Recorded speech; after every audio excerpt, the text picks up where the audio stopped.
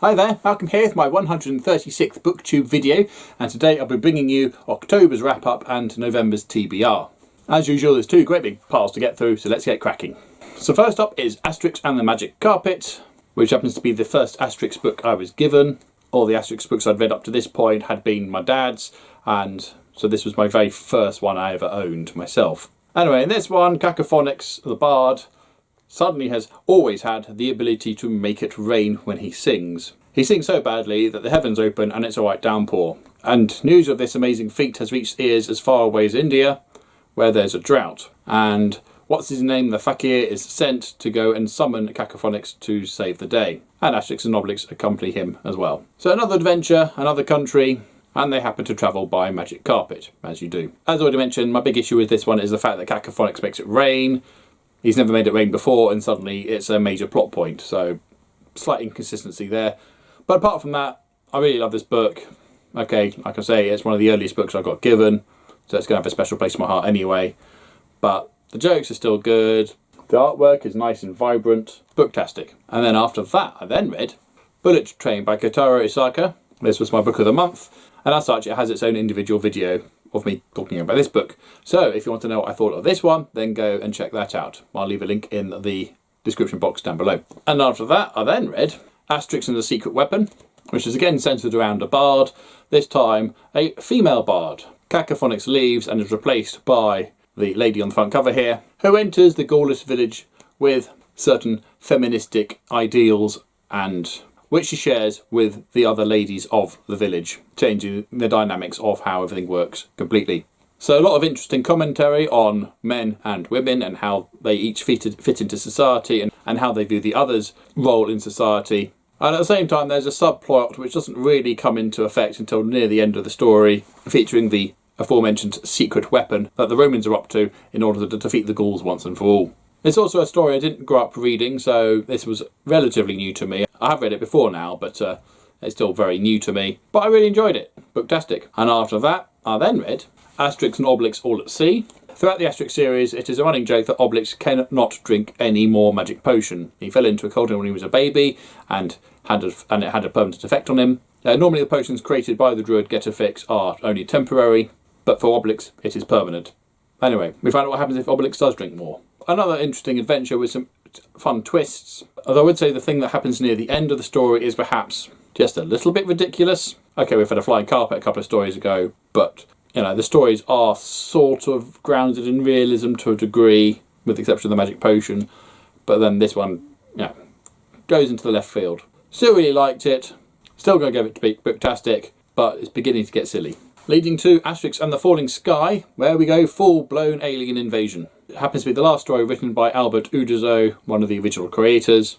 And yeah, it's alright. I would go so far as to say buy it, because otherwise you've got missing bits in your collection. Now, I normally like the sci-fi aspect of things, and aliens and stuff, but it does go against the established feel of the stories. And then after that I then read Piercing the Darkness by Frank Peretti. This is book 2 of the Darkness duology, where there's a conspiracy, a murder, and angels and demons fight over the souls of an inhabitant of a town called Bacon's Corner, of all things. I really enjoyed book 1, I thought it wrapped up really nicely, and I thought, well, where's it going to go on from here? So, enter book 2. It's a completely different story, effectively. It's not until about halfway through the book that the two stories do become more logically linked. It's a character from book 1 who comes into book 2. Not counting the angels, who are consistent, obviously, but, you know, it's like, it's a completely different adventure, a completely different story. I, for one, really enjoyed it. I think this is an improvement over book 1. Had some really good feel-good moments, and I enjoy the way the story was told. Booktastic. And then after that, it's Asterix and the Picts, which is the Scots language version of Asterix and the Picts. We were in Scotland, I think we were at Culloden at the time, and we spotted this. The first Asterix book to be translated into Scots, and so we had to pick it up. It's also the first Asterix book not written by the original creators. Instead, it's written by Jean-Yves Ferry and illustrated by Didier Conrad.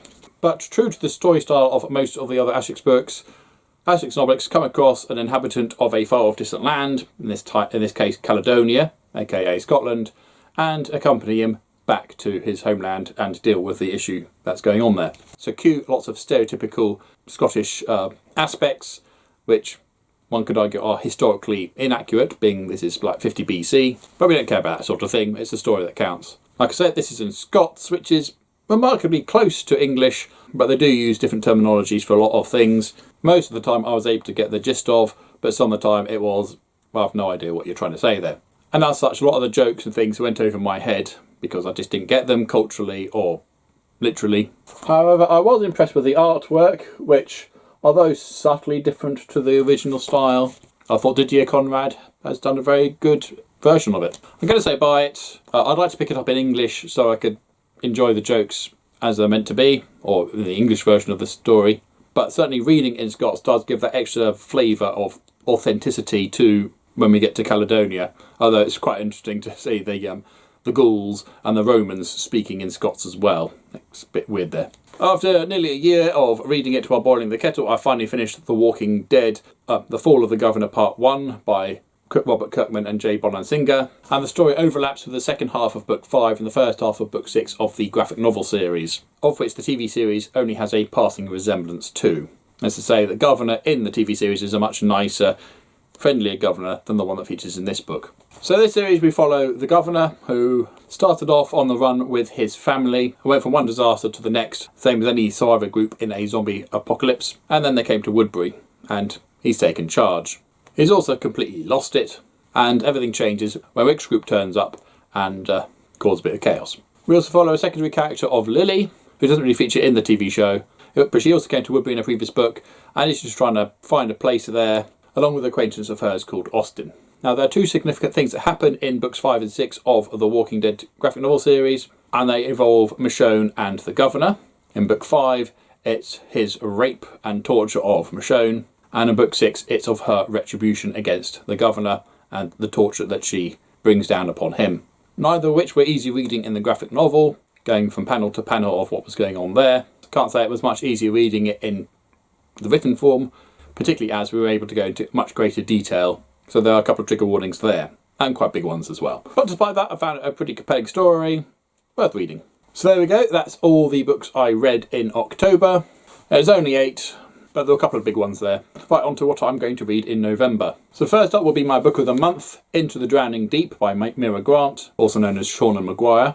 My wife spotted this in the library and thought I might like it, so here we go. It follows an exploratory scientific team who travel to the Mariana Trench to find out what happened to the previous expedition, who went off to do a mockumentary on mermaids. The footage that came back suggests that they found them, and they weren't particularly friendly. Then this comes under the horror genre, so this will be interesting. And once I read that, I'll then move on to Mammoth Book of Best New Sci-Fi 18, a book I had hoped to have finished last month, but only managed the first story. It's a humongous book, so that'll keep me busy for quite a bit. It features a whole bunch of short stories in the science fiction genre by a whole bunch of different authors, some of which I heard of and like, other ones I've never heard of before. So curious to see what I think of this. Like I said, I've only read one story and I've enjoyed that one.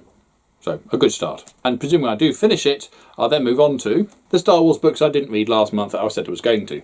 So we got Maul Lockdown by Joe Schreiber. I really enjoyed his Death Troopers and Red Harvest, so looking forward to reading that one. And then the Carillion Trilogy by Roger McBride Allen. I've read the trilogy for a while, so looking forward to reading it. While boiling the kettle, unsurprisingly, I've now moved on to Walking Dead, The Fall of the Governor Part 2, also by Robert Kirkman and Jay Bonansinga, which presumably fills in the gap between Michonne's torture of him and his subsequent arrival at the prison in a tank.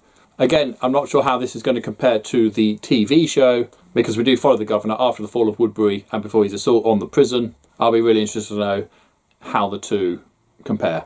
So, find out next year what I thought of this one. Still working my way through the Astrix books, so I've started Asterix and the Missing Scroll, which I've never read before, and it only came out 6 years ago. And after that, how Oblix fell into the magic cauldron when he was a baby, so a nice origin story there. And then the novelisation of a couple of the films, 12 Tasks of Astrix and Asterix vs Caesar, which I picked up in an Oxfam bookshop only a few weeks ago. I also read to everybody else in the household, so to my boys when they're together and I have time, I'm reading Book 2 of the Discord series by Terry Pratchett. They're like fantastic. They enjoyed Book 1, so that's going well so far. And individually, to my youngest, I'm reading The Curse of the Gloamgluzer, part of the Edge Chronicles by Paul Stewart and Chris Riddle. And to my eldest, I'm reading Lion Adventure by Willard Price. Now, my eldest now goes to boarding school, so I don't get to read that to him very often. And to my wife, I'm currently reading Dune Messiah by Frank Herbert, the sequel to Dune, and we should finish that tonight.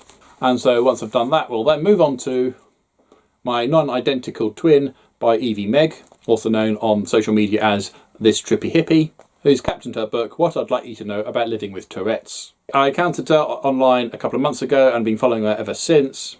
And not only has she opened my eyes into how people live with certain neurological conditions, but has also opened my eyes into how to cope with my own.